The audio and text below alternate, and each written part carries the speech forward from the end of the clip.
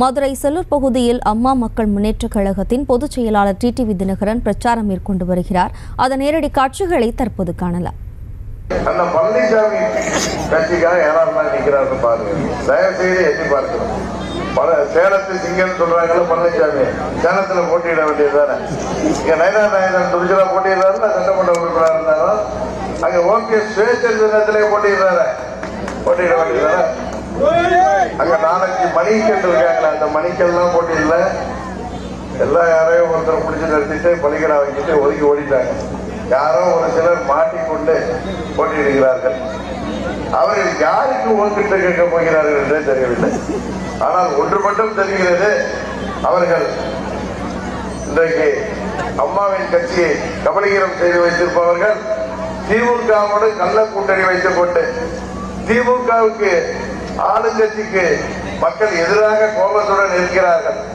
ஆளுங்கட்சிக்கு எதிரான வாக்குகள் எல்லாம் நமது தேசிய ஜனநாயக கூட்டணிக்குத்தான் வரும் என்பதால் திமுகவிற்கு உதவி செய்கின்ற விதமாக ஆளுங்கட்சிக்கு எதிரான வாக்குகளை பிரிக்க வேண்டும் என்பதற்காகவே ஸ்டாலின் அவர்களுடன் ஒப்பந்தம் போட்டுக்கொண்டு அவர்கள் 4 ஆண்டுகளிலே செய்த ஊழல்களால் அவர்கள் மீது வழக்குகள் போட்டு விடாதீர்கள், எங்களை ஜெயிலில் தள்ளிவிடாதீர்கள் என்று அவர்களுக்கு உதவி செய்கின்ற விதமாக இன்றைக்கு அந்த ஆட்சியை பாதுகாத்த பாரதிய ஜனதா கட்சிக்கு துரோகம்.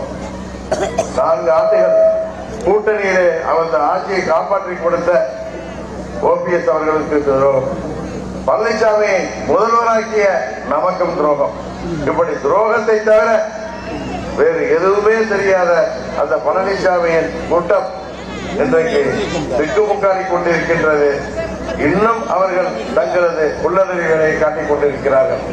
அவர்களுக்கு பாடம் புகழ்கின்ற விதமாகும் மக்களை ஏமாற்றி ஆட்சிக்கு வந்த திமுக ஆட்சியாளர்களுக்கு மக்களுக்கு அதை செய்கிறேன் இதை செய்கிறேன் என்று சொல்லி உங்களை எல்லாம் ஏமாற்றி ஆட்சிக்கு வந்த திமுகவிற்கு இன்றைக்கு தமிழ்நாட்டிலே போதை மருந்து மூளை முடுக்கெல்லாம் செய்திகளை உடனுக்குடனும் துல்லியமாகவும் தெரிந்து கொள்ள சப்ஸ்கிரைப் பண்ணுங்க.